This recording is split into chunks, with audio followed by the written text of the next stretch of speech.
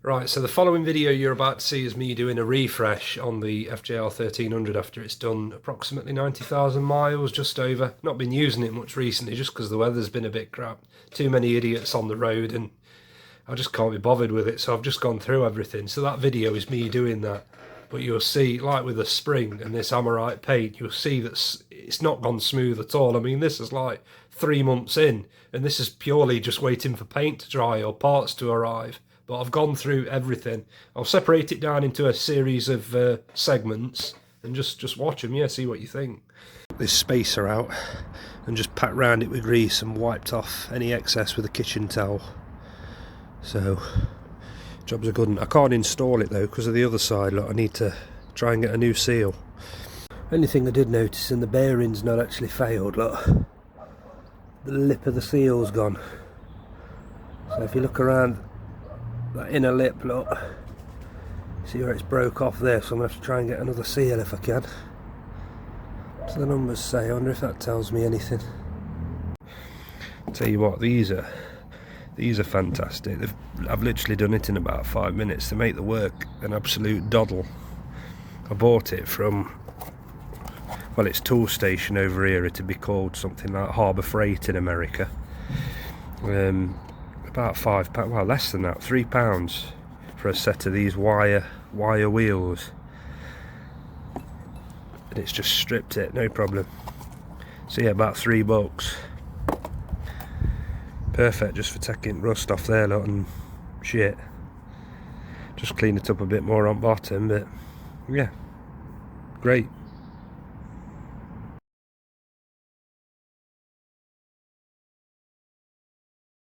Just created a nice key on it, look, so it's not shiny.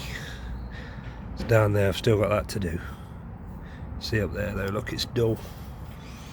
Right, so I use this Amorite silver. And there she is. She's looking alright. Yeah, I was just checking that out there.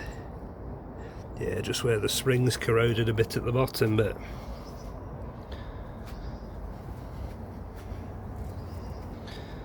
she's looking nice. Yeah, I'll probably leave it for about a week in the shed to cure fully. Here, you bastard, don't you go landing on my freshly painted coil, prick. Yeah, that looks lovely. New seal fitted, look, so nearly £30 from America for a replacement, or £2 for one that is exactly the same, look. There you go, cool. Oil seal, oil seal. Yeah, so all sorted. All put back together, so it was 125 Newton meters on this side, and then 120 for the lock nut on the other side, which equates to 92 foot-pounds this side and 88 foot-pounds on the other side. But that's lovely now with that new seal and all greased. I've noticed the key with grease, and I've only learnt this recently, less is more. Nice even thin coat is better than gunking loads on, because it just fucking goes everywhere and pushes it out anyway, so you're better off with just a thin coat on everything if you can. Don't go crazy with it. So I was just applying my molly grease. Well, the manual says you need molly grease for anything like the drive shaft or the CV joint. And you need a light. You don't need loads of it because loads of it gets pushed out anyway because it's quite a tight fit. So what I use to apply it, look, just a toothbrush, go a tiny bit, end of my toothbrush, and just ran it up through the splines, look. Turn the shaft. And just got a nice even coverage, that way you're not fucking making a mess and getting it all over your fingers. And again, like I've said before, less is more, just a bit on end. Get it all in them splines, get a nice even coverage, look. Perfect. Yeah, so that worked really well, that brush method, look. If I turn the differential, see, it's not shitloads of grease out the back, whereas if you'd have put loads on, it'd be everywhere. It'd be all pushed out and it'd look fucking, it's worth to just go everywhere. When the CV joint spins, everything would just be fucking gunked up in grease. Right, so that's the gear linkage sorted. It's looking alright, isn't it? All back in. Oh yeah, baby, that just slides so nicely. It's just beautiful. Slip it right in there, baby. Slide it in. Just looking at some of these parts I painted, I mean, like that. I'm really impressed with that. Side stand bracket. That looks unbelievable. Like I say, I first did it with Hammerite, but Hammerite was a total crock of shit. You could literally just rub it off with your thumb. So I used a decent, as you've probably seen in the video, I used a decent primer and then just covered it with enamel paint, and now it's absolutely stunning. Same with them, they look great as well. The coil though, I sent that in to be powder coated, but yeah, cool. And there she is, all freshly painted and clean, look. That looks incredible. I'll put a screenshot up of how it looked before.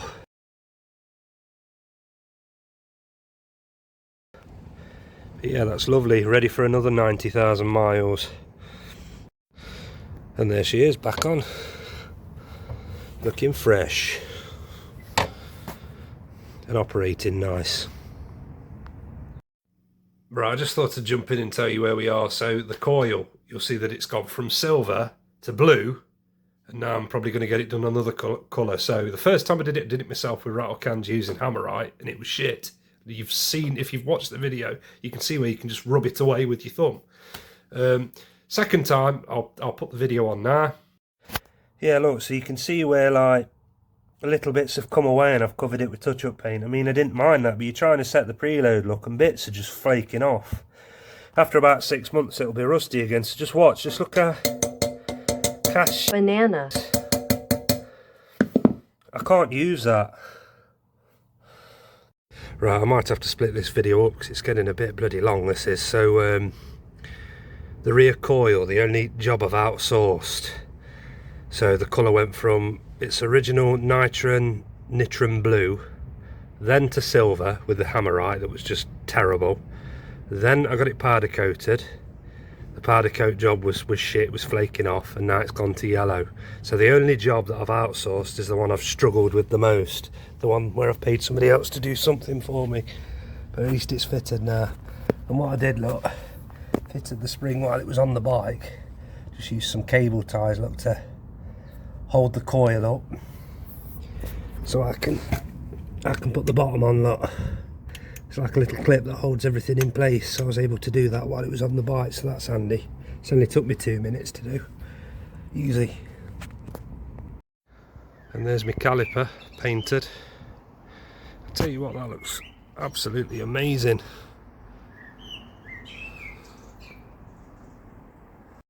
That's what I used to do it, those two. Incredible paint.